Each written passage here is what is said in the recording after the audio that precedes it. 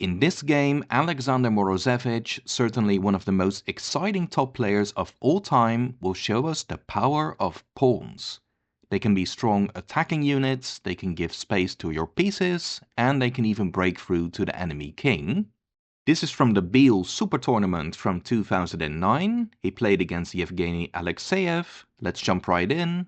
Morozevich had white and opened with d4, knight of 6, c4, and after e6, Morozevich invites black to play a Nimzo-Indian with knight to c3, and Alekseev was happy to oblige. Now that the knight is pinned, black gains some control over e4. Queen c2 guards the e4 square, and if black would take on c3, then white can keep his pawn structure intact by taking with the queen.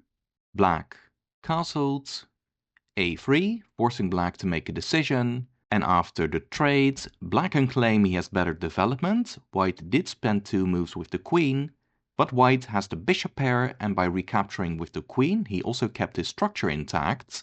Objectively speaking, white shouldn't have a significant advantage, but let's see what happens. Black gained some central control with d5. And now one way of playing could be bishop to g5, but after pawn takes, queen takes, and b6, it's considered that black simply equalizes.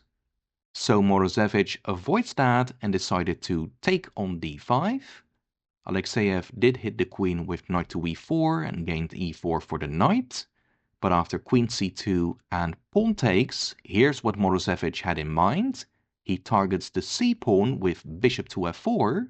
But instead of defending passively, Alekseev also developed his bishop, opposing white's queen, basically forcing queen takes c7.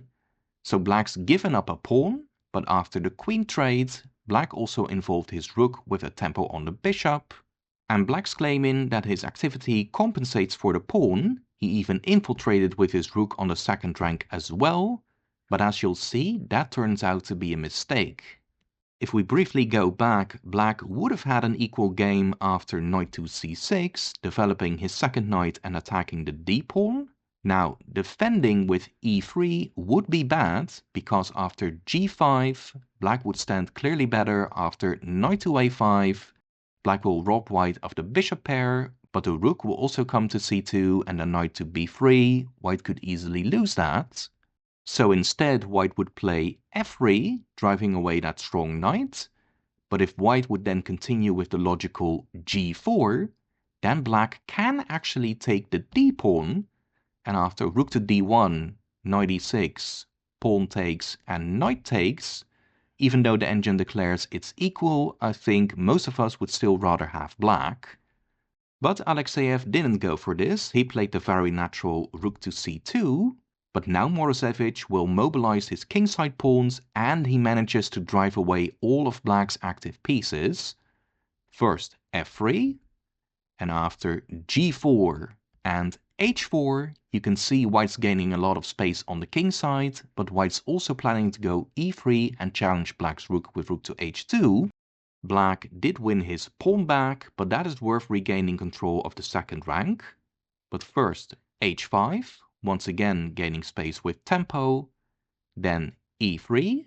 Now if it was white to move, then rook to h2 would pin the bishop to the rook, so the bishop ducked to a4, but then rook to h2 finally challenging the black rook.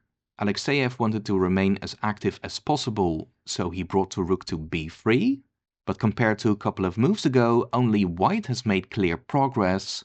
Black doesn't control the c-file anymore, and it doesn't look like there will be any play on the queen side for black. White meanwhile controls a lot of squares on the king side and in the center, and he can still squeeze black some more on the king side. Let's see how Morozevich continued. Knight e2, knight bd7, and then g5, once again gaining space with tempo, and thanks to the other knight on d7, black even has to retreat to e8. Knight c1, the knight's heading to a more active square. Now the rook could move to c3, regaining control of the c-file, but the rook is awkwardly placed.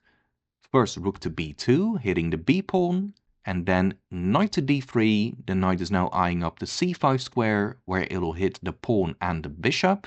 And even though black's rook controls the open file for now, clearly the rook won't be controlling a lot of that file. Therefore, rook b6 instead, knight a2, and it's clear what the knight plans to do now. Go to b4 and pressure that weak d5 pawn.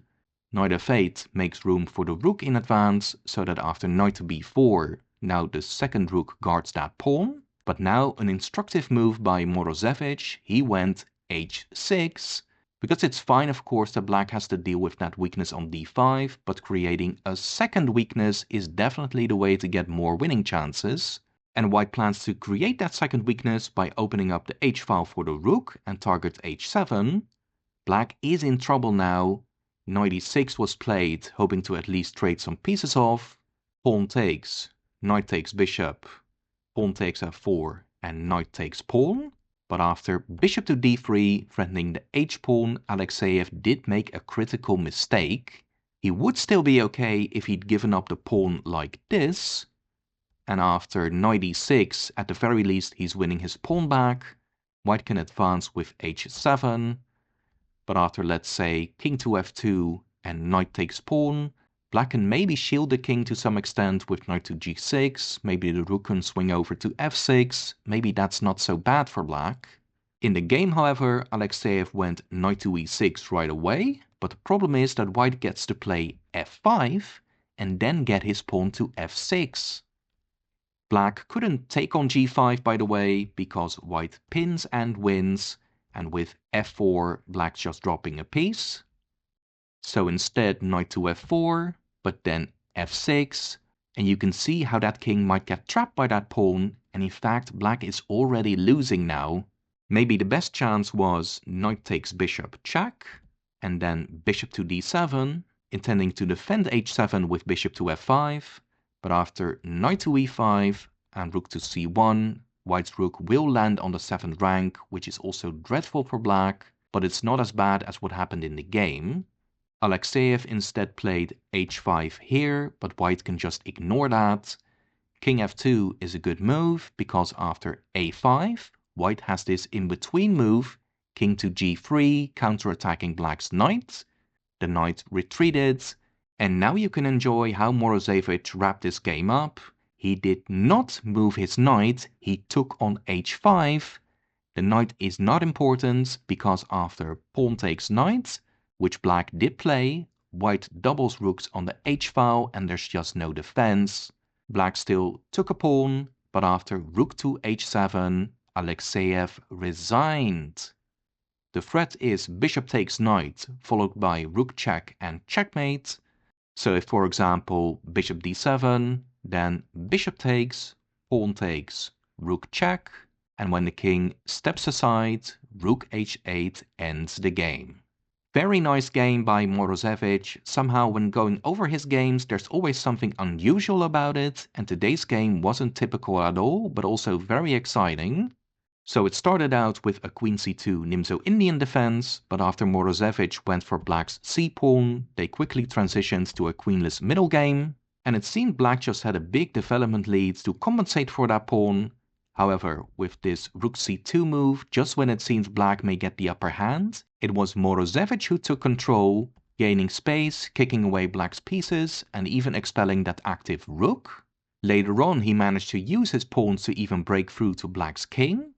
And when the f-pawn in the end helped create a mating net, Morozevich finished in style by sacking his knight, because the combination of rooks and pawns was simply more than enough to win. So I hope you also enjoy these games by this creative genius. I did cover 2 other games by Morozevich already. You can find those in the playlist. If you enjoyed, please consider simply leaving a like and subscribing to the channel. More chess is coming your way, so I'll be seeing you guys again soon, and take care.